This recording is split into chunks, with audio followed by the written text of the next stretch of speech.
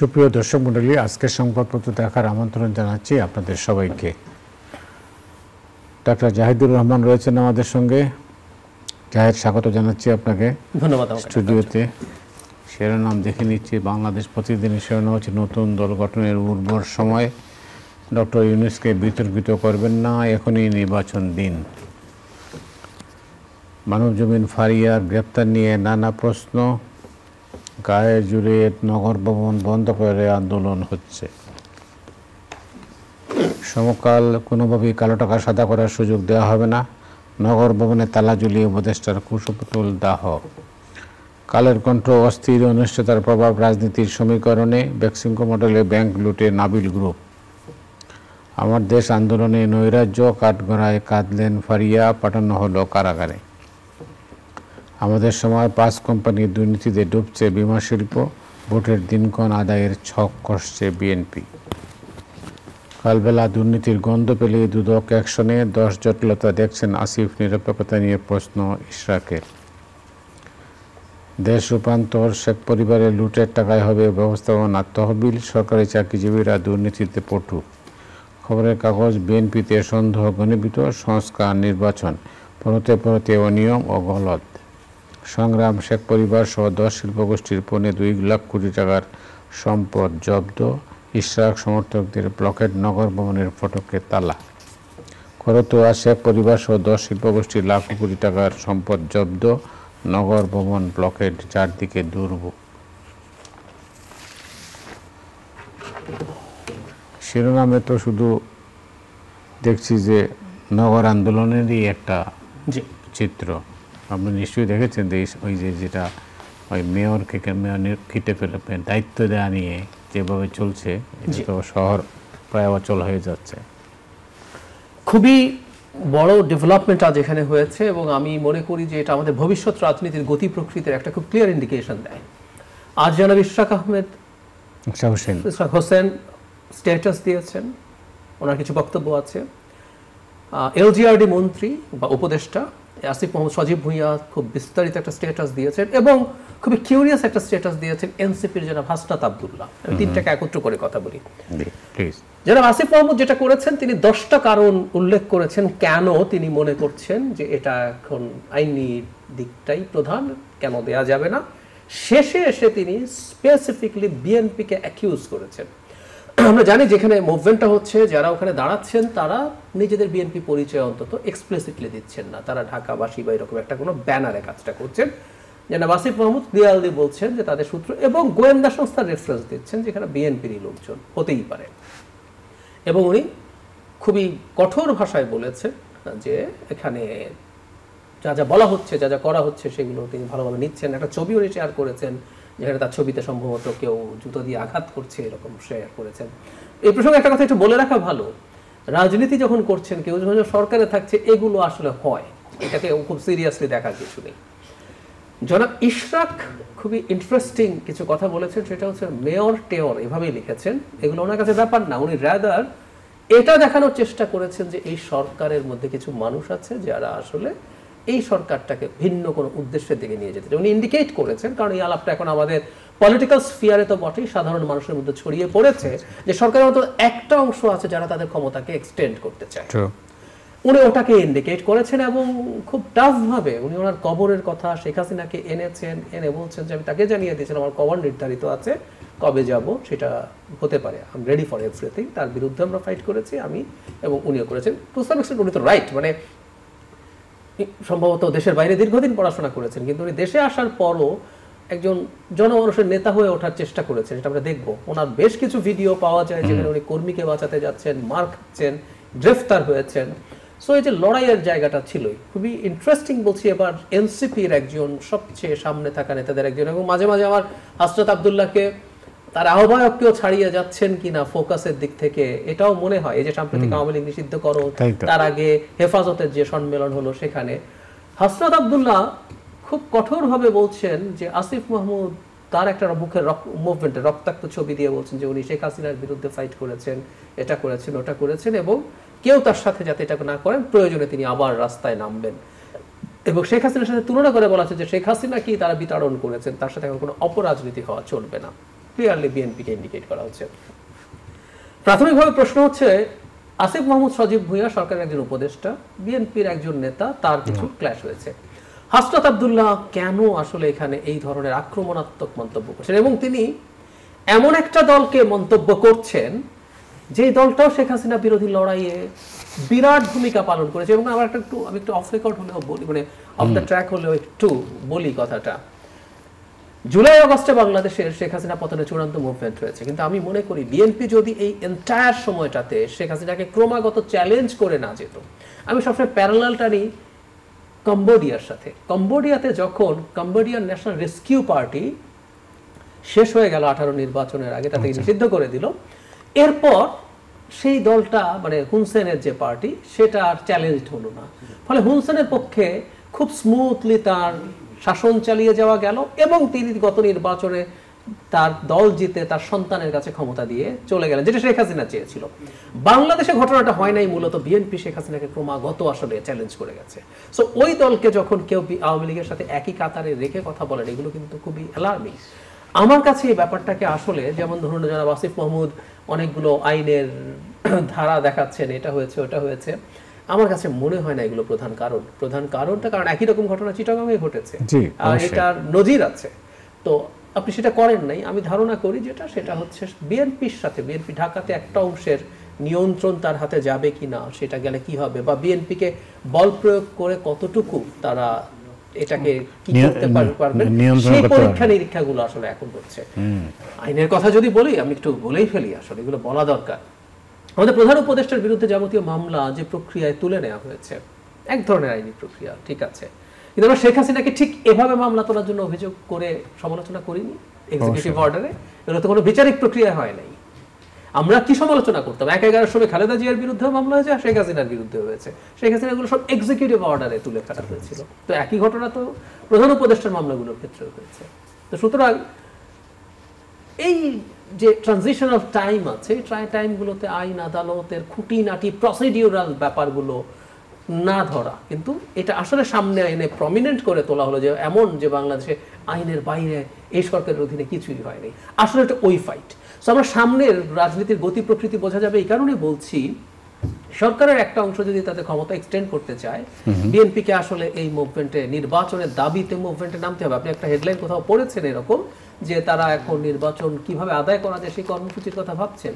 তো সেটা যখন তারা করবেন, এইটার বিরুদ্ধে সরকারে থাকা ওই গোষ্ঠীটা কিভাবে এটাকে কমব্যাট করবে, কিভাবে ফাইট করবে, তারা সম্ভবত এখন সেই পরীক্ষাটাই করছে। সুতরাং এটা জাস্ট একটা মেয়র হওয়া না হওয়ার প্রশ্ন না, এটা অনেক বড় একটা লড়াইয়ের অংশ।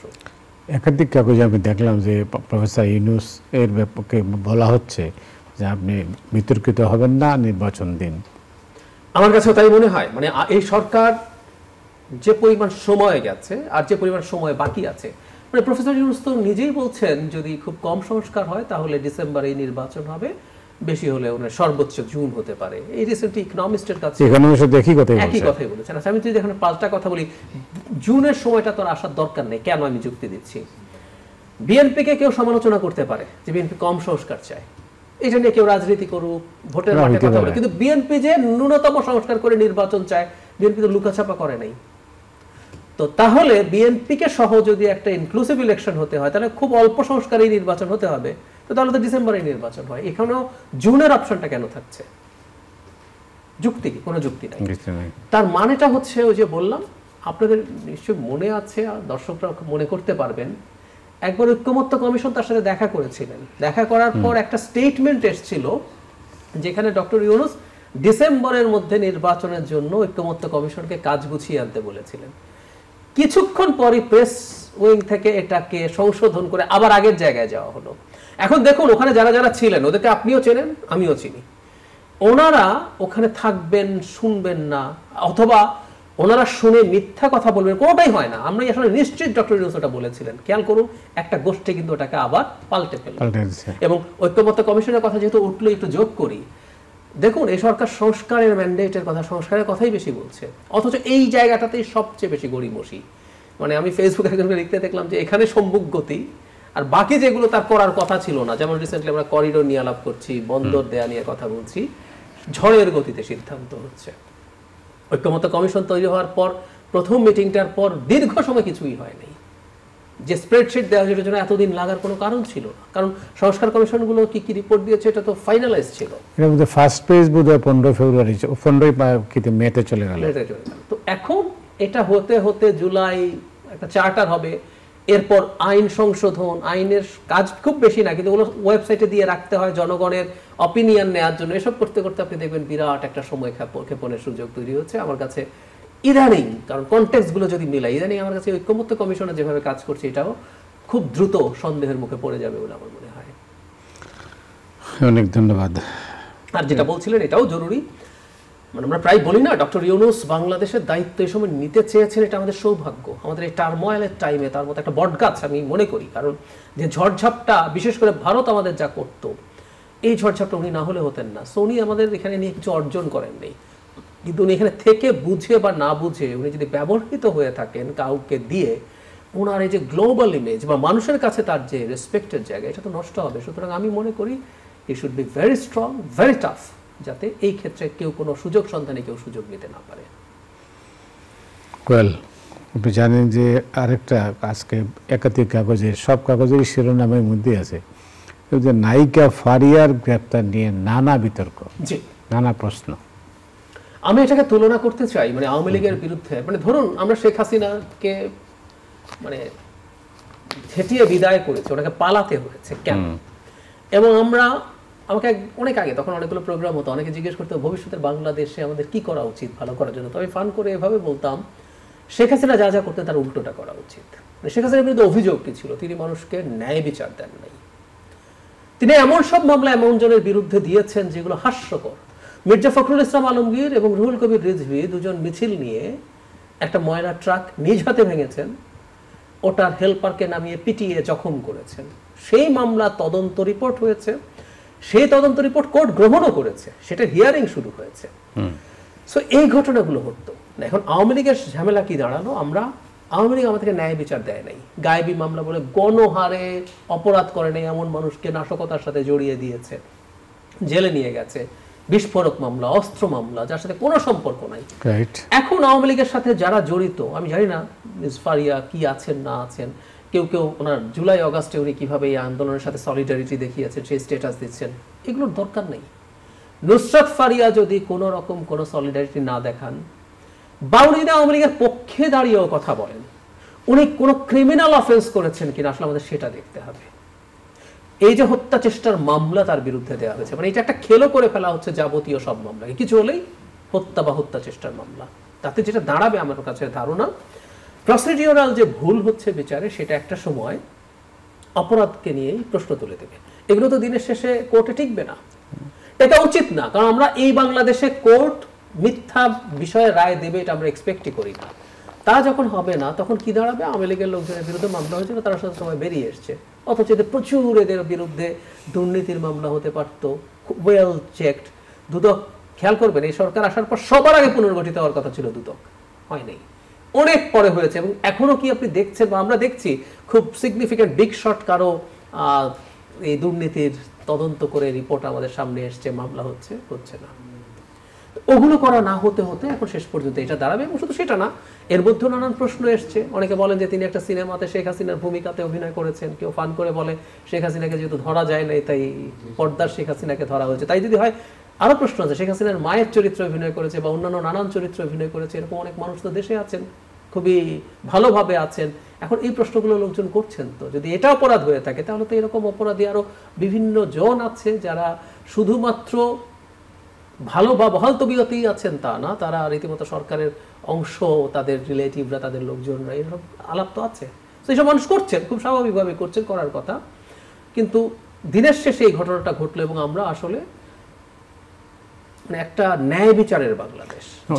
স্বরাষ্ট্র উপদেষ্টা বলেছেন যে আপনারা তো সমালোচনা করতেছেন এখন, তো উনাকে যদি আমরা ছেড়ে দিতাম তখন তো আরো সমালোচনা করতেন। খুবই ভুল কথা, খুবই ভুল কথা। কেন বলছি? যেমন ধরুন ওনার বিরুদ্ধে একটা মামলা আছে, এটা ঠিক আছে, ওনাকে যদি ছেড়ে নাও দেন, আপনি তো তাকে বাধা দিতে পারতেন, উনি বিদেশে যেতে পারবেন না। কারণ আমাদের আইন মন্ত্রণালয় থেকে সম্ভবত একটা নির্দেশনা দেওয়া হয়েছে মামলা হলেই এখন গ্রেফতার করা যাবে না, এগুলো তদন্ত হতে হবে, তাদের ইনভলভমেন্ট বোঝা গেলে তারপর গ্রেফতার করতে হবে।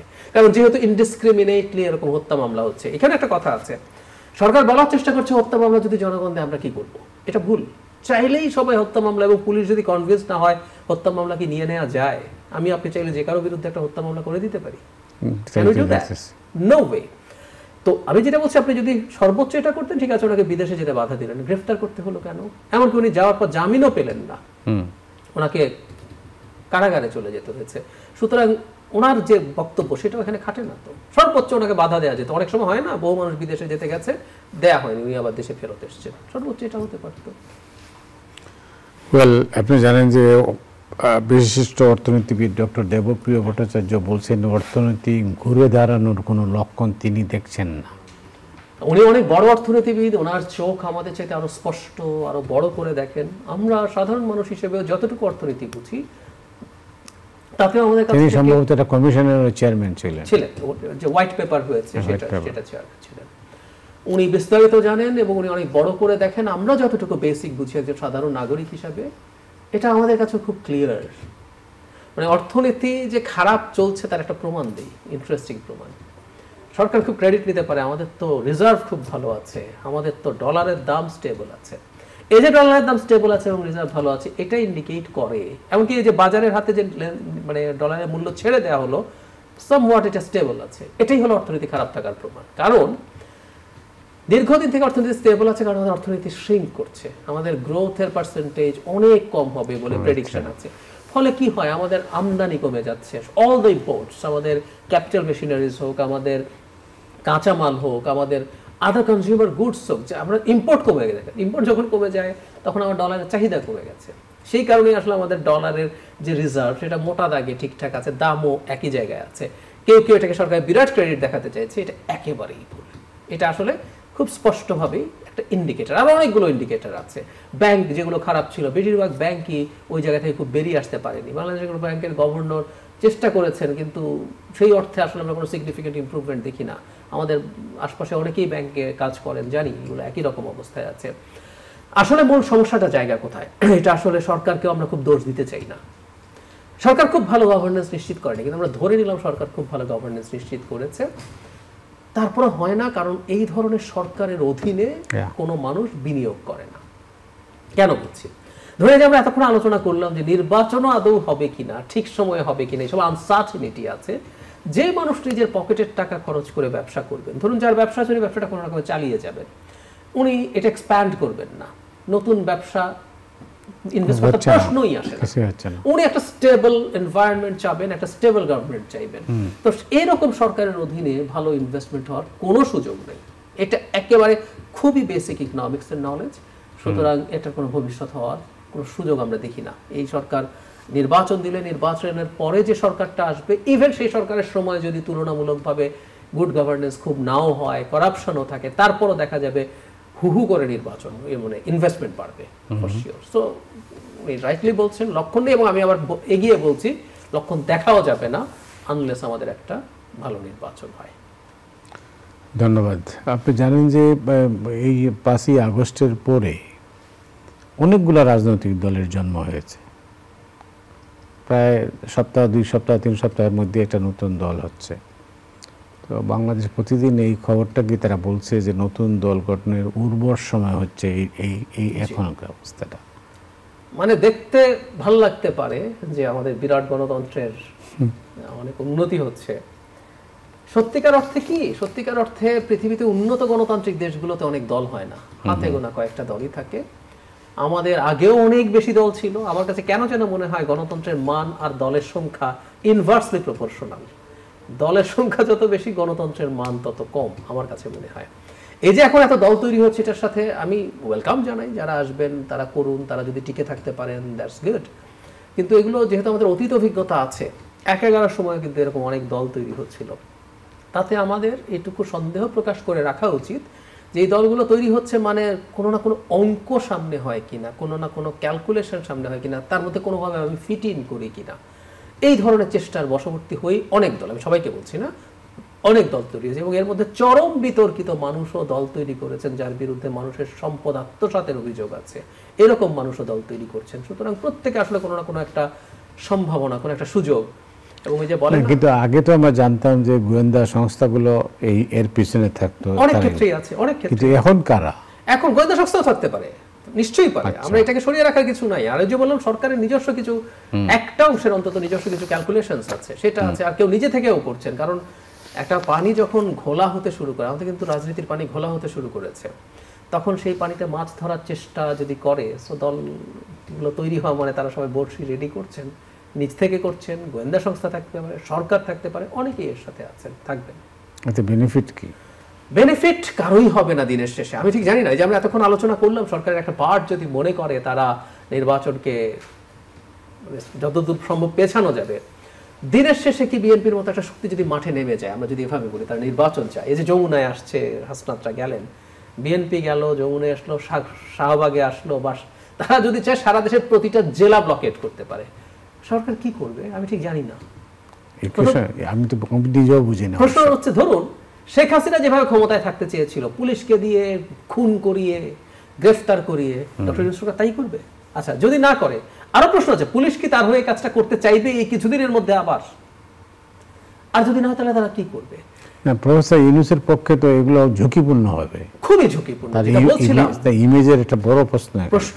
কিন্তু আমি বললাম দিনের শেষে এগুলো করে লাভ কিছু নাই, দেশে আবার একটা অস্থির পরিস্থিতি তৈরি হবে, এটাই চাইছেন কেউ কেউ।